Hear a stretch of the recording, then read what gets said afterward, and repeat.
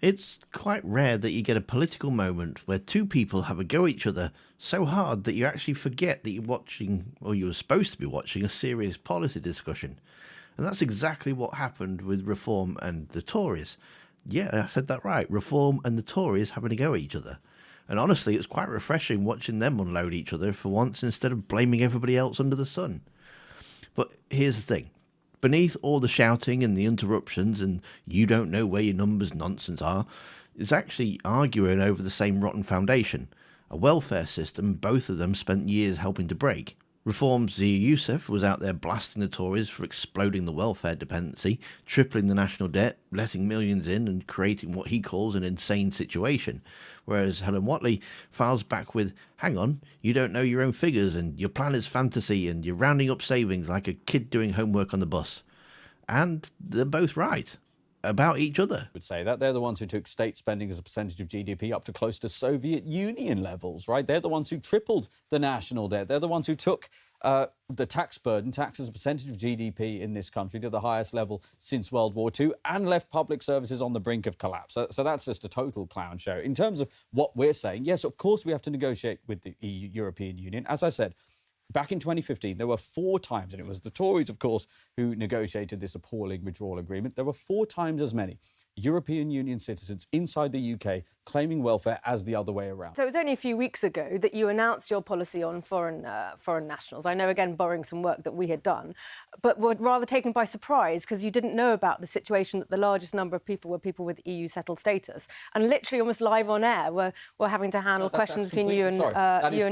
Nonsense. Well, I was watching the press conference. Boris wave. We were talking about the Boris wave, which are people on ILR. So I'm sorry, what you've just said is factually incorrect. Right? I watched your press conference and you were literally saying, oh, well, we have to go and renegotiate that with the EU. No, because we were talking about the Boris wave, which we haven't even talked about here, which is hundreds of billions of pounds of a liability created by Boris Johnson, a Tory Prime Minister. To remain and limited leave to remain. So I know the numbers in my figures are ones that I can be confident of achieving. And that's the difference between your numbers, which are just, a hope and a wing and a prayer, and our numbers, which have been really worked out. So just to be clear, it was the Tory government, your government, that created this insane situation. We have more people out of work on welfare than at any point in the history of this country. You tripled the national debt. It was Boris Johnson that allowed... Now you're just going on a riff about a whole load of other stuff. Do not interrupt each other. Please do not interrupt each other. It's not relevant to the question. How people like you have the gall to come here and speak to the British people about you being about living within your means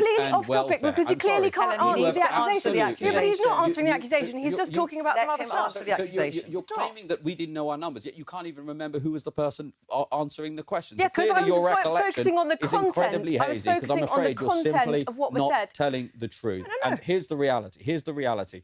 The Boris Johnson brought in millions of people from non-EU countries, most of whom do not work and never will work. That, according to a Tory-aligned think tank, the CPS, will cost £230 billion to the British taxpayer. That is one issue. Let me just finish. The point was, I watched that press conference, I saw what was being, and I saw that you did not know your figures. And you've just used this point that I've made, rather than defending your figures and sticking up for them. How many foreign nationals are currently claiming universal credit in this country? You're just using it to... Hold on, with respect, you're Zia, you're just talking at me again. Zia, you're talking at me again. So I just keep talking, I'm going to stop him. Helen, how many foreign nationals are claiming universal credit? So I'm not here to answer Zia's questions. I want to ask you about your question. Please. Okay. You have accepted that immigration is too high. So what do you say about this, that people here have come here and they are claiming benefits, many of them, and that number is rising? So, yes, and that's why we have set out as part of our policies how we would say that people who have got indefinite leave to remain and limited leave to remain, those specific categories, should not continue to receive benefits, either universal credit or indeed sickness benefits. So it's a very clear policy. On top of that... I just wanted to say that so that stacks up to our £23 billion worth of savings. We're determined to bring the benefits bill under control. And so Zia was just he did not answer proper questions about his figures. Currently claiming welfare. I'm not here to answer your questions, Zia, okay? I want to bring down... So, did you see that? The moment Zia is challenged on numbers, he derails into a Boris Johnson rant. The moment Helen's challenged on immigration, she dodges the question entirely and starts talking about how she watched the press conference really carefully. It just turned into two people accusing each other of not knowing what was said, while neither of them actually answering the original point. which boils down to they're both trying to prove that the other one has ruined the country without once admitting their own side had a hand in it. Zia blames the Tories, Helen blames the Reform. Both forget that successive governments, of all stripes, made the choices that led us here. High welfare costs, high immigration, broken renegotiations, and a budget being held together by duct tape. And the funniest part is they're both arguing about savings that neither of them can realistically guarantee. Reform claims tens of billions that rely on EU negotiation that they can't control. The Conservatives claim that their own tens of billions based on long-term efficiency plans that magically never materialise and just going to push us back into more austerity. Both sides are promising the earth using numbers that fall apart the moment you read the small print. So yes, it was satisfying to see them rip into each other for once, but it also exposes something deeper. They're not actually arguing to fix the problem. They're arguing to avoid being blamed for it. So out of all of them there was only one person that was actually coming up with a realistic path to raising revenue without cutting services.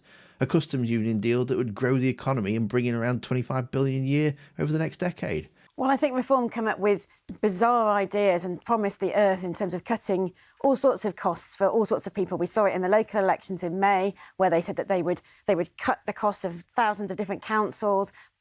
They've hit the hard wall of reality in all of those instances and are looking at putting up council tax next year. And I think this proposal is going to hit the hard wall of reality when it comes to negotiating with the EU. I also think it's really negative. The country should be looking to grow the economy so that tax receipts go up without having to come back and pick people's pockets. And so we should be looking at negotiating with the EU, but on a customs union deal, which would grow the economy, bring in £25 billion of extra tax revenue over the next 10 to 15 years. And then we wouldn't be going back to extra taxes, cutting services for people, which is what we're talking about here. Whether you agree or not, at least it was a concrete proposal rooted in reality. But not that you would hear that because she wasn't actually shouting like a petulant child. But that's all the Tories and Reform have, reminding everybody how broken all our public services are, and their only solution is to cut spending on public services, which you can see more of in the video that's on screen now. Thanks for watching, don't forget to hit that like button, and I'll see you next time.